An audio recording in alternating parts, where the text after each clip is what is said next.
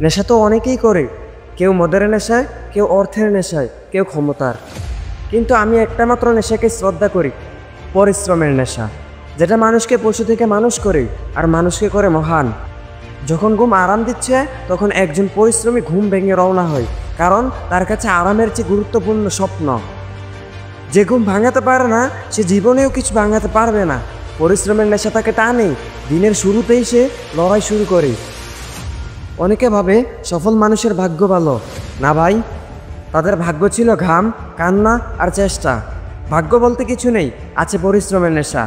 তুমি যদি নিজের জন্য না লড়ো, কেউ এসে তোমার ভাগ্য লিখে দেবে না।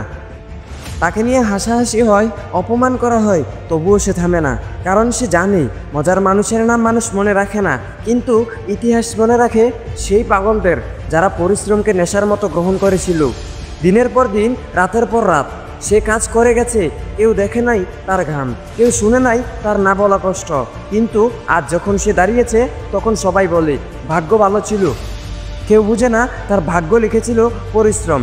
তুমি যদি জীবনে কিছু পেতে চাও তাহলে একটা মাত্র জিনিসের নেশা করো, পরিশ্রম। এই নেশা ধ্বংস করে না, গড়ে তোলে। এই নেশা চোখ ফুরিয়ে দেয় না, চোখে আলো আনে।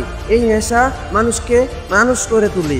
আজ তুমি যে অবস্থানে আছো সেটি যদি পরিশ্রম ছাড়া হয়ে থাকে সেটা টিকবে না, কিন্তু যদি ঘামে ভিজে কান্না দিয়ে গড়া হয়ে থাকে তবে সেটাই হবে তোমার চিরকালীন অর্জন। আজ থেকে শুরু করো, পরিশ্রমের নেশায় আক্রান্ত হও, কারণ এই একমাত্র নেশাই যেটা কখনো তোমাকে হারায় না। পরিশ্রমের নেশায় যারা পাগল তারাই একদিন পৃথিবী বদলায়। তুমি কি সেই একজন হতে পারবে?